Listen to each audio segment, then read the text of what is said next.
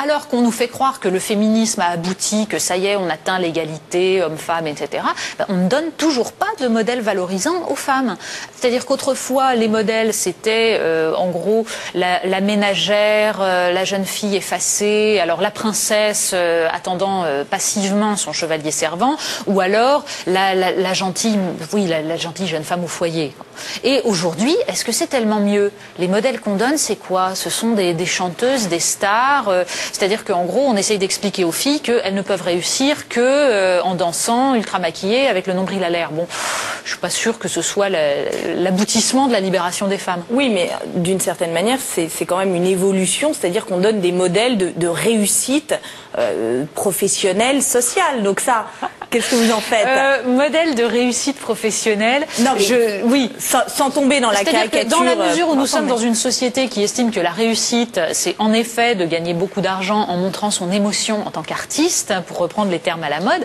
Alors oui, on donne des modèles aux femmes qui sont les modèles principaux de notre société. Mais enfin, est-ce que réellement c'est ça qu'on veut pour nos filles? Est-ce que c'est le fait qu'elles aillent ressembler à Britney Spears?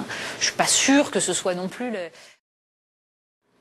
Écoutez, des modèles de réussite professionnelle dans des domaines qui soient des domaines intellectuels, des domaines politiques, il n'y en a pas tant que ça. Des modèles valorisants. Non, les modèles de réussite féminine, on va les trouver dans quel domaine?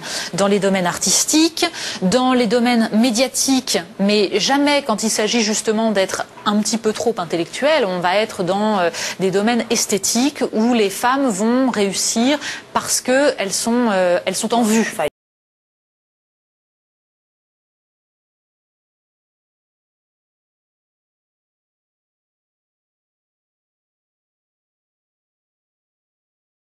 Prof et que voilà, vous enseignez au quotidien. Donc l'éducation, que doit-on changer pour que ces jeunes filles finalement dans l'éducation aient des modèles qui les élèvent plus qu'elles ne les cantonnent finalement? On doit tout simplement les inciter à s'inscrire dans une histoire humaine large, dans une histoire culturelle, intellectuelle, civilisationnelle.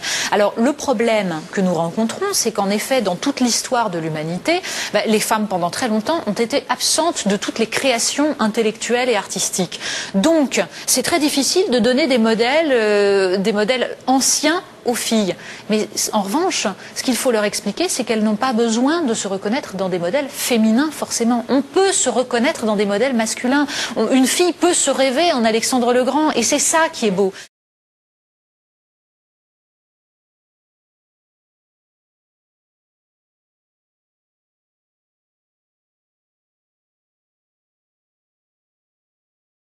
Notre réussite, c'est justement qu'on ne nous regarde plus comme des femmes dans la sphère publique. Nous le sommes dans l'intimité, nous le sommes dans nos rapports individuels avec les gens, avec les hommes. Mais en revanche, dans la sphère publique, nous sommes des individus avec un libre arbitre, avec des idées, des projets. Et le problème des élections américaines, c'est quoi? C'est que justement, c'est en train de se retourner contre Hillary Clinton. Pourquoi?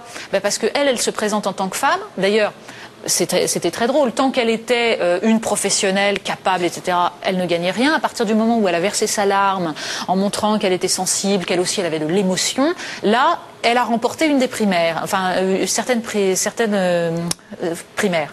Et manque de peau, en face, il y a qui? Il y a quelqu'un qu'on considère non pas comme un individu, un citoyen, mais comme un noir. Donc la question, c'est est-ce que ce qui sera le plus novateur, c'est de mettre une femme ou un noir à la Maison Blanche?